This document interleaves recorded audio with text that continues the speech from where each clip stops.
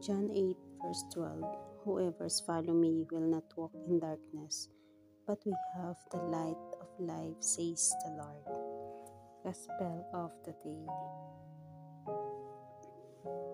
It's John 12, 24 to 20, verse 24 to 26.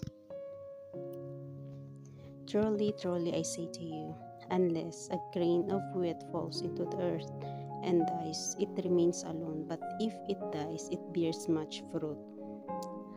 He who loves his life loses it, and he who hates his life in this world will keep it for eternal life.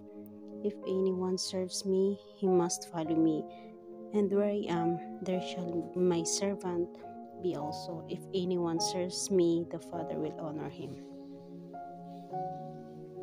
Reflection. Jesus teaches a challenging concept: to love our lives means to lose them, but to hate them in sense of selflessness leads to preservation. This isn't about literal love and hate, but a call to move beyond selfishness to sacrificial living, embracing selflessness over self-centeredness. Despite its seeming counterintuitive, aligns with Jesus' teachings and leads to true fulfillment. Understanding this requires grace, as our rational minds might equate happiness with personal gain.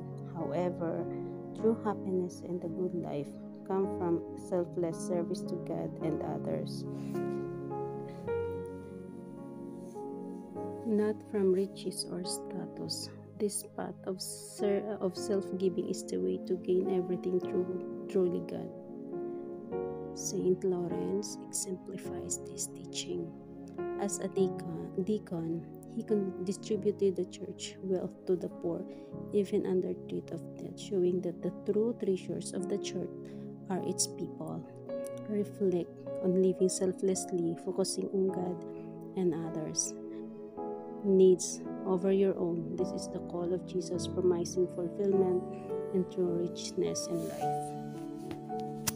May sacrificial Lord, give your precious life away to all out of love.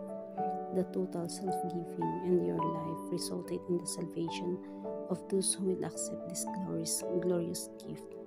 Help me to not only open myself to this freely given gift of yours, but to also imitate your selfless life by giving myself in service of you and others.